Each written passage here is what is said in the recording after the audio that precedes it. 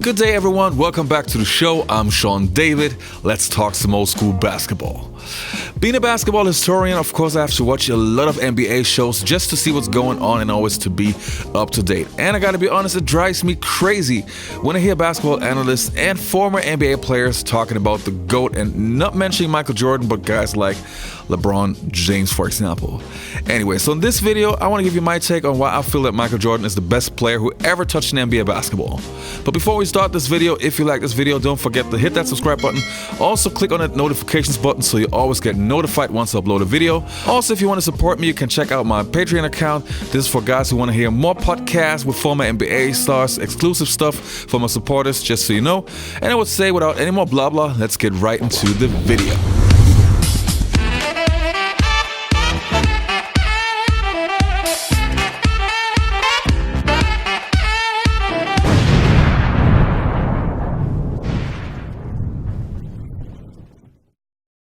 Michael Jordan has the highest career average in points, actually 30.1 to be precise. He was a 10-time scoring champion and will probably stay number one forever. Second place, by the way, with 7 scoring titles was the great Wilt Chamberlain. And to name you some of the other guys that are in the GOAT conversation, like a Kareem Abdul-Jabbar or LeBron James, they won exactly 2 scoring titles. To me, Michael Jordan wasn't the best offensive player of all time, but easily is in my top 3. He was super quick, had all the moves, and had a great mid-range game, and was literally unstoppable with his go-to move, the fadeaway jump shot. But the most important thing was his basketball IQ. He knew exactly what to do all the time. Pressured by Dennis Johnson. Michael in the drive, in for the right. Hesitation move, through the hoop for the right. Scoop shot, good on the reverse. Michael! Also, he was a very good and underrated passer. In 1988, he averaged 8 assists per game and has a career average of 5.3 assists over his entire career. There are only a handful of shooting guards with a higher career average in assists. So basically on offense, he had it all. One of the many things that made Michael Jordan so special was that he was a two-way player. His great scoring abilities sometimes overshadowed his great defensive efforts, but in 1988, he was not only the MVP of the league, but also the Defensive Player of the Year. An award that, well, younger folks, LeBron James actually never won, but even guys like Kareem Abdul-Jabbar and my heroes like Larry Bird and Magic Johnson actually never won the Defensive Player of the Year award. So you know that this is something really special.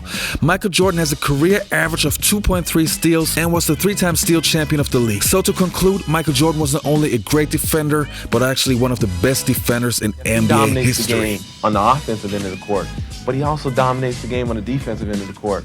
And that does more, not just for his team, but takes more away from the other team's confidence than anything that he can do offensively. When I'm playing defense, I want to break down my opponent mentally. Not just the man I'm guarding. I want everyone on the other team to be looking over his shoulder, watching for me, thinking about where I am.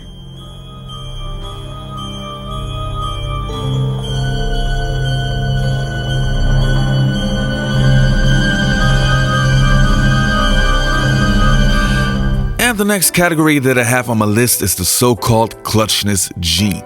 How many players do you know that possess that gene? I mean, guys like Reggie Miller, Larry Bird, Kobe Bryant, and a handful of other guys actually were able to make shots on a regular basis when the game was on the line. And Michael Jordan, next to Larry Bird, had to be the best. If you look at his career, that guy had more iconic buzzer beaters when the game was on the line than any other player. I just remind you of the Cleveland Cavaliers game in '98 and '92.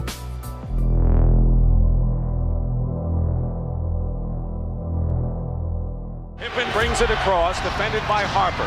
11 seconds to go. In the middle of the floor. Jordan has it. And Jordan puts up a jumper and hits with 6 seconds to go. Jordan hits the basket and now has 42 points in the game, and the Cavaliers have called a timeout.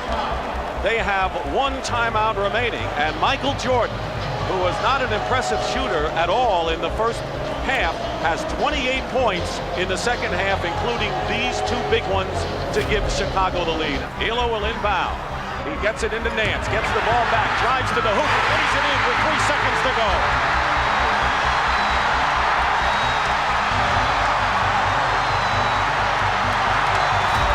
Two injured with an injured groin have played the games of their lives, considering the importance this afternoon. And Craig Elo, who has scored 15 points here in the fourth quarter, has played big in the big period, the biggest of the season for the Cavaliers. And 3 seconds remain. Chicago, with the timeout now, has only a 20. The Bulls have 3 seconds to try a shot and try to win the game. You'll see the drama unfold. Sellers will inbound.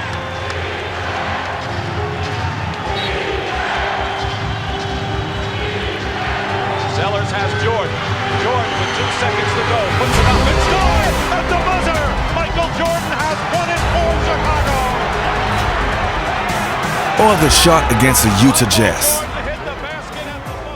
And to me, that is a very important category. You want your superstar to make shots when the game is on the line. And I can name you countless superstars that froze in those kind of situations. And to me, this is one of the most important categories there is. And the next category is kind of a bonus category because that doesn't determine if a player is good or not. But if you are a fan of the 1990s, then you know exactly what I'm talking about. I'm talking about Michael Jordan's style and flair. If you are a true fan of NBA basketball, come on, you gotta like those moves that Michael Jordan pulled off. They were just beautiful. They were just art. How can you not like that? And Michael Jordan was special with that. I mean, we have seen guys like Dr. J, Isaiah Thomas. We have seen guys like Kareem Abdul-Jabbar with his skyhook. But Michael Jordan, that was something else. Cartwright, short shot by Coleman. Bill Cartwright the rebound. B.J. Armstrong right back. The Bulls can go up 14. Jordan past Petrovic. Whoa! Oh, yes, yes, yes. Baby.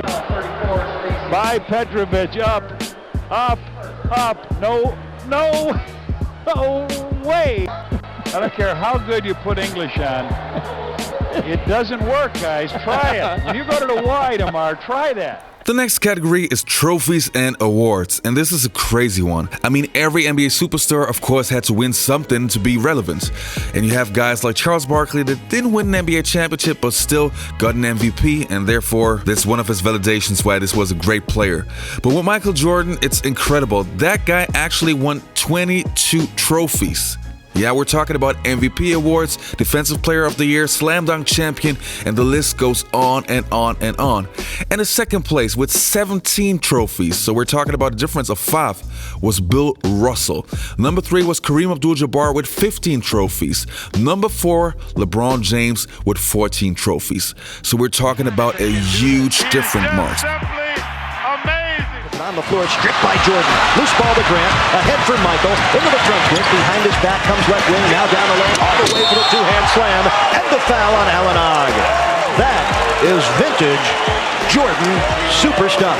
I'll tell you, I hope nobody blinked watching that one because this is Michael Jordan at his best. There's very few people on this planet that can do this. And the next category is opinions of players who actually know what they're talking about. Okay, so I'm not talking about basketball analysts or fans or something, guys like me, but I'm talking more about people that actually played with or against Michael Jordan and maybe even the era before.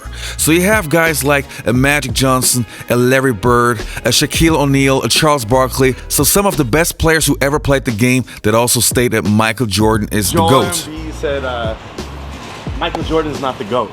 Okay, he says it's Wilt Chamberlain. What's your thoughts on that? Is he tripping? Is he got a point? Joel Embiid, you're doing a great job for your little island or country where you're from, man. Shut the fuck up.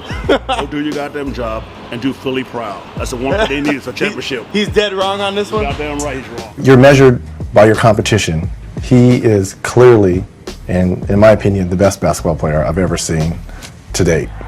And I knew that I had to bring it each and every time I stepped on a court when I was going against MJ. What did you think of Michael Jordan and of Reggie Miller?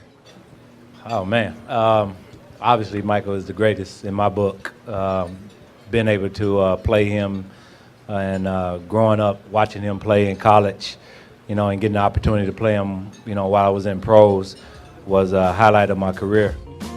So while making this video, I noticed I could go on and on and on. And because I don't want to make this a 20-minute video, I just got some more major key points why Michael Jordan is the GOAT. So he went 6 of 6. So 6 final appearances, not losing one, not going to a game 7. Next, Michael Jordan is the only player who went 9 years without losing 3 games in a row, which is crazy. Just think about it. He had 623 games without a losing streak of 3, which is incredible. The next best player was Steph Curry with 314. 623 Michael Jordan, 314 Steph Curry. It's incredible.